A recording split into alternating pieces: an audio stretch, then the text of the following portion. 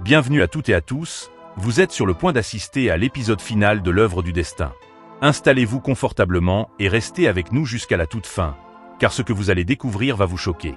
Après cette année de rebondissements, de passions contrariées et de secrets révélés, nous allons plonger ensemble dans la conclusion d'une saga qui a marqué les téléspectateurs.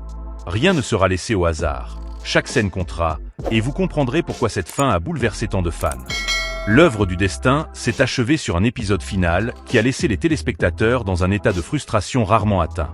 Après plus de 2000 épisodes, la conclusion a été jugée bâclée, confuse et indigne de l'investissement émotionnel des fans. L'épisode censé apporter une résolution s'est contenté de montrer Preta retrouvant sa mémoire pour aussitôt sombrer dans le coma, tandis que la famille Lutra priait pour son rétablissement. Une fin qui ressemble à une fuite, un abandon narratif. Les spectateurs attendaient une apothéose, ils ont reçu un vide.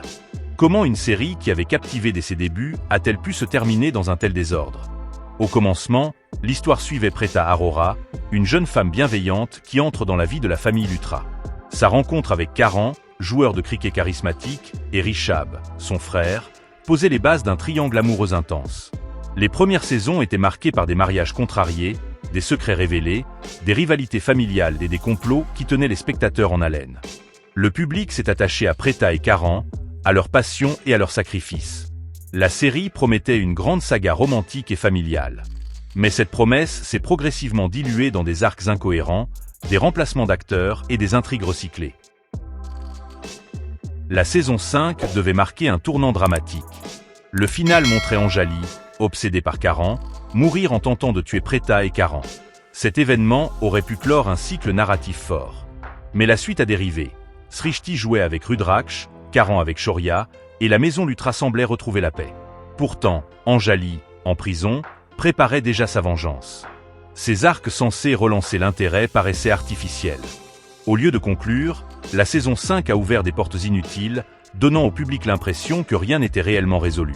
La saison 6 a continué dans le chaos.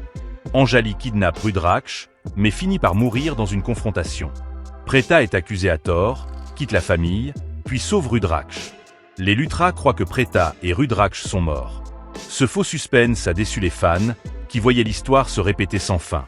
Les intrigues semblaient recyclées, comme si les scénaristes tournaient en rond.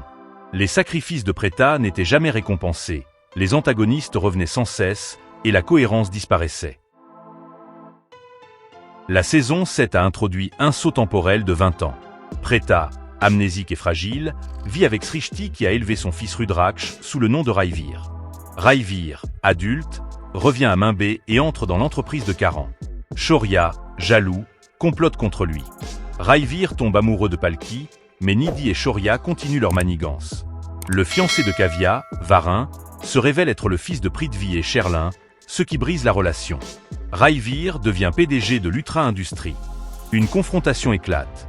Nidhi accuse Raivir, mais Raki et Mahesh révèlent sa véritable identité. Preta retrouve la mémoire avant de sombrer dans le coma. La série se termine sur une prière collective pour son rétablissement. Après 7 ans, la fin n'apporte aucune résolution et donne l'impression que l'histoire s'est achevée à l'envers. Chaque saison, du 5 au 7, a accumulé des incohérences. La mort d'Anjali n'a pas été une véritable conclusion, mais un prétexte pour relancer artificiellement l'intrigue. Les accusations contre Preta ont été répétées jusqu'à l'absurde. Les remplacements d'acteurs ont brisé l'attachement du public au personnage. Les arcs autour de Raivir et Shaurya ont semblé recyclés, donnant l'impression que la série manquait d'inspiration. Les téléspectateurs ont eu le sentiment d'avoir perdu 7 années de leur vie pour une fin qui ne résout rien. En définitive, l'œuvre du destin a commencé comme une belle promesse d'amour et de drame familial, mais s'est achevée dans le désordre et la déception. 7 années de fidélité des fans ont été récompensées par une conclusion incohérente.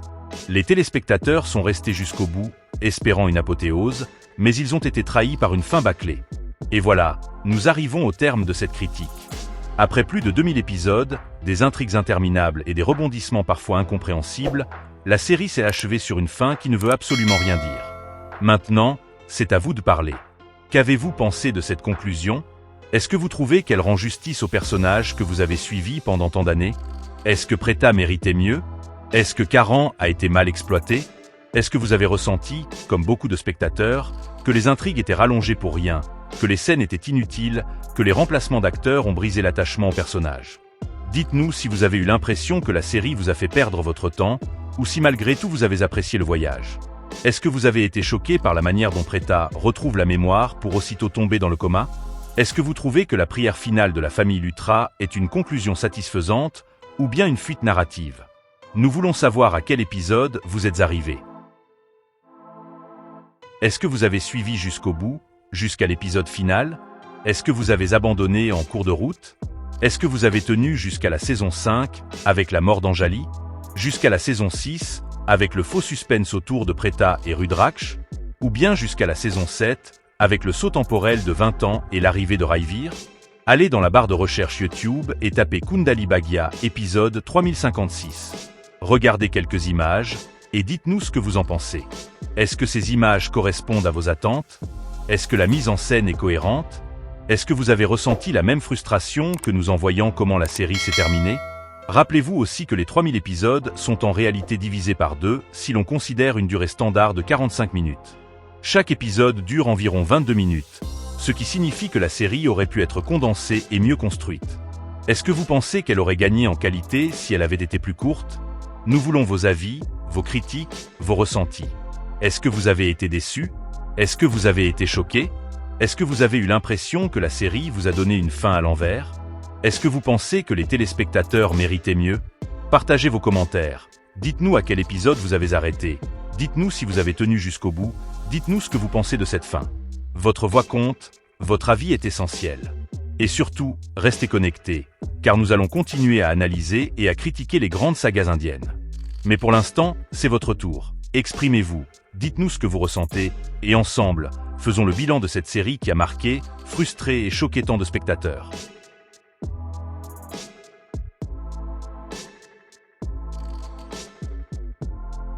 Au lieu de perdre votre temps avec une série interminable comme l'œuvre du destin, qui a étiré ses intrigues pendant plus de 7 ans pour finir sur une conclusion incohérente, il existe de nombreuses autres séries disponibles sur YouTube qui méritent votre attention.